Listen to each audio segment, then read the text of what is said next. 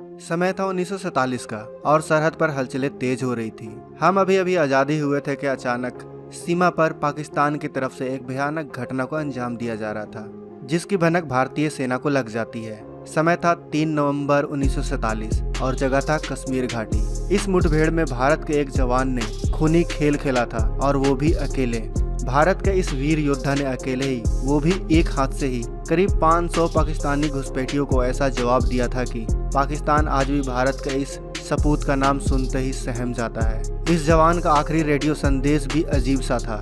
उन्होंने अपने रेडियो से अपने कमांडर को यह संदेश भेजा कि दुश्मन हमसे सिर्फ 50 गज की दूरी पर है, हमारी तादाद ना के बराबर है और हम जबरदस्त गोलीबारी से घिरे हुए हैं, मगर मैं 1 इंच भी पीछे नहीं हटूंगा जब तक कि मेरे पास आखिरी गोली और आखिरी जवान है। तो दोस्तों, आज के इस वीडियो में हम भारत के इसी हीरो के बारे में जानेंगे, तो आप दिल थाम के इस वीडियो के अंत तक बने रहें, क्योंकि आज बात होगी भारत के ऐसे हीरो की जिन्होंने अकेले ही, और वो भी एक हाथ से, 500 पाकिस्तानी घुसपैठियों को अकेले ही मार भगाया था।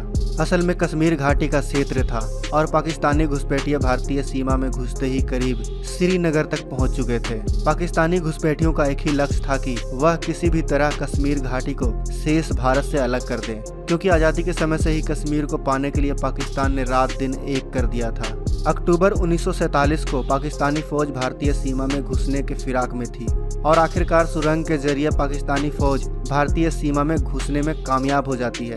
लेकिन इन घुसपैठियों के घुसपैठ के बारे में भारतीय सेना को भनक लग चुकी थी। अब भारतीय सैनिक मोर्चा संभालने के लिए तैयार हो चुके थे, मगर तब तक पाकिस्तानी फौज श्रीनगर तक घुस आई थी और उनका अगला टारगेट था कश्मीर घाटी। इसका मतलब यह था कि वह किसी भी तरह श्रीनगर एयरपोर्ट को उड़ाकर भारत से अलग कर देना चाहते थे। असल में उस समय यह एयरपोर्ट ही कश्मीर घाटी और शेष भारत को जोड़ती थी। अगर उस समय इस एयरपोर्ट को उड़ा दिया जाता तो शायद आज भारत का नक्शा ही कुछ अलग होता। मगर जिस देश में वीर अब्दुल हमीद, जसवंत सिंह, त्रिलोक सिंह नेगी और मेजर सोमनाथ शर्मा जैसे वीर सपूत हो, उस देश को पाकिस्तान तो क्या दुनिया का कोई भी देश कश्मीर को भारत से अलग नहीं कर सकता, क्योंकि अपने देश पे जरा सा भी आंच आ जाए तो अपने खून से इस माटी को सेंच देते हैं ये वीर सपूत। 3 नवंबर 1947 को घुसपैठ की खबर मिलते ही 3 टुकड़ियां सीमा के पास वाले क्षेत्रों को खंगालना शुरू कर देती है, मगर दुश्मन चालाक निकले। इस दौरान उन्होंने कोई गतिविधि नहीं की, जिससे उन्हें ट्रैक करना मुश्किल हो गया था। काफी समय बाद 2 टुकड़ियां वापस अपने बेस कैंप लौट आती हैं और एक टुकड़ी को सीमा के पास छोड़ जाती है ताकि वह जंगलों में दुश्मन की तलाश करती रहे। मगर जैसे ही सूरज ढलने को होता है, भारतीय टुकड़ी पर जोरदार हमला शुरू हो जाता है। असल में जिस टुकड़ी पर हमला हुआ था वह टुकड़ी कुमाऊं रेजिमेंट की 4थी बटालियन की डेल्टा कंपनी थी और इसी कंपनी के कमांडर थे मेजर सोमनाथ शर्मा, जो अभी 24 साल के युवा ही थे। उनका एक हाथ पहले से ही जख्मी था, मगर डॉक्टरों के लाख मना करने के बाद भी वह अपनी टुकड़ी में शामिल हो गए थे। मेजर सोमनाथ शर्मा के इस टुकड़ी को बस एक ही जिम्मेदारी मिली थी कि वह किसी भी तरह दुश्मन के मंसूबों को नाकाम कर सके। मेजर सोमनाथ की टुकड़ी में करीब 50 सैनिक ही थी, वहीं करीब पाकिस्तानी घुसपैठियों की संख्या 500 की थी।